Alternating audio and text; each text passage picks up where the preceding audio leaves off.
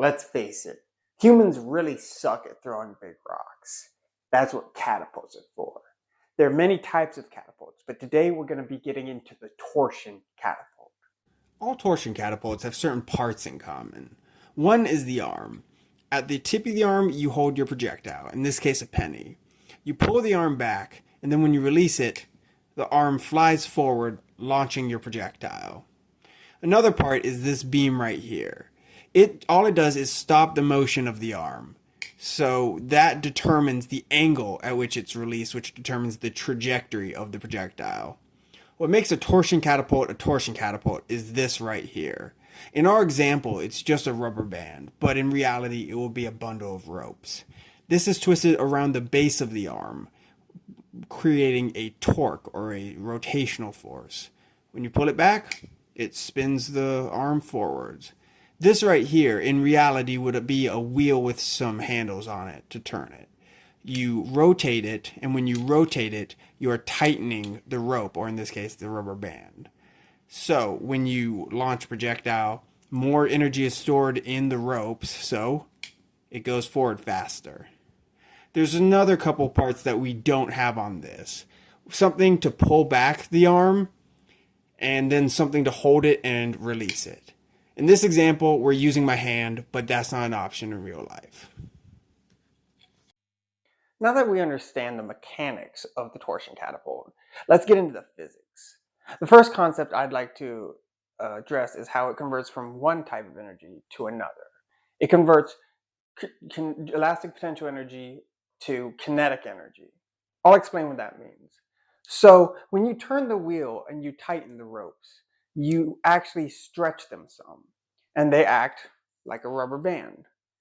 When you stretch them, you store energy in them, which is later converted to kinetic energy. The equation for gravitation or for elastic potential energy is 1/2 k, which is a spring constant, don't worry about it, times x squared, where x is the distance you stretch it. The equation for kinetic energy is 1/2 mass times velocity squared. So you just are converting from this to this. Though it's important to note, not all of that kinetic energy goes into the projectile. Some of it goes into the arm. Now that we understand the energy part of this, what the ropes are doing, let's look at what the arm's doing. One concept that it's helpful to understand for torsion catapults is moment of inertia. First, I'll explain what inertia is to give you a bit of context. So, inertia is an object's tendency to resist acceleration. In other words, it's how hard it is to speed up an object or slow it down. We get inertia from the mass of an object.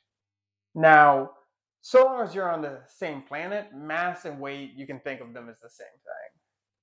From Newton's second law, we get that force equals mass times acceleration. With a little magic that I call algebra, we get acceleration on its own. And we find that acceleration equals force over mass. So when the force goes up, when you're pushing harder, the object speeds up faster, accelerates faster. But when the mass is higher and thus the inertia is higher, the object accelerates less. The same thing can be applied to angular acceleration, which is how fast an object will spin. The same concepts can be applied to rotational motion, which is just a rotating object instead of one going in a line. Newton's second law has an equivalent for rotating bodies.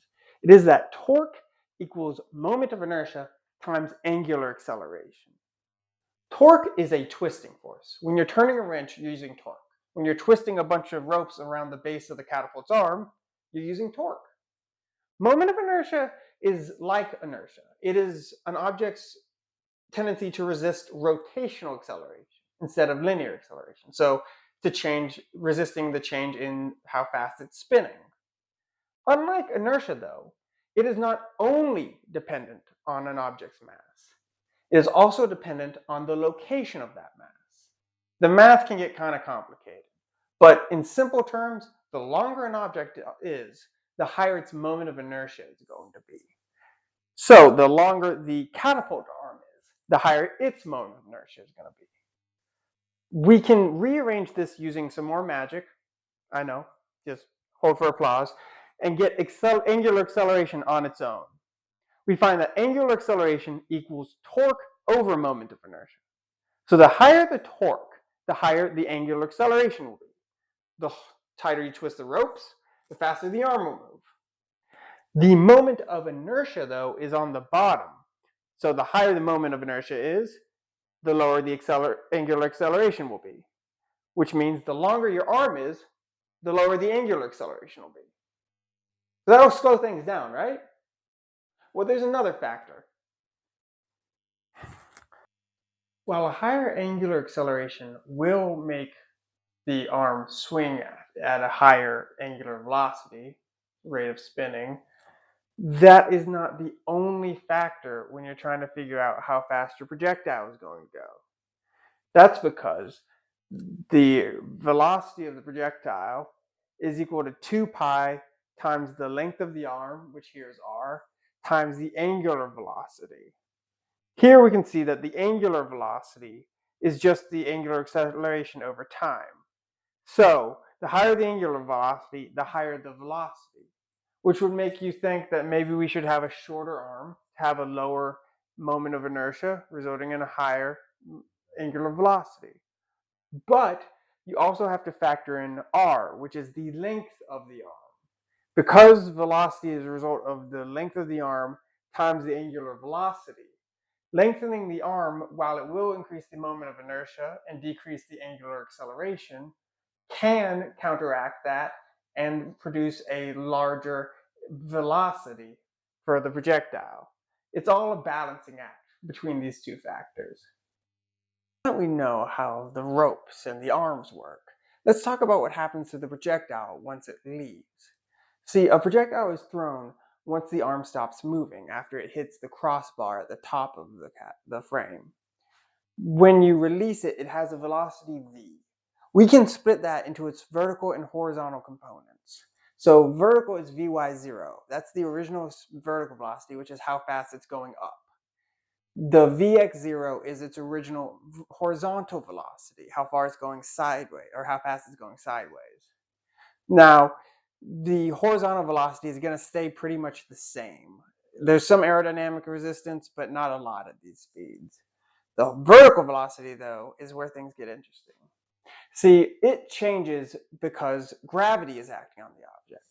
So at any given time, the vertical velocity Vy is equal to the original vertical velocity minus the acceleration due to gravity, which is g, times time. So that'll give you how fast it's going up or down. But using this, we can actually find how far it's going to go. From this equation, we can derive that the distance traveled in the vertical direction is the original velocity times time minus 1/2 times the acceleration due to gravity times time squared. If we're launching from level ground and we want to land at the same height we're launching from, then the vertical distance traveled should be 0.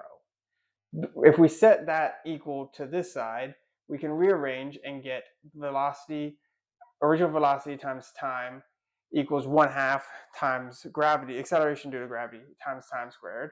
With a little bit more algebra, we can get it like this. Now we can solve for time. Since the horizontal velocity stays the same, if you want to know how far it's going to launch, you just find the original horizontal velocity and multiply it by the time it's in the air. In today's video, we learned about torsion catapults, the mechanics and physics behind them. If you like this video, make sure to like and subscribe. And if you have any ideas for a future video, just let us know in the comments. See you in the next video.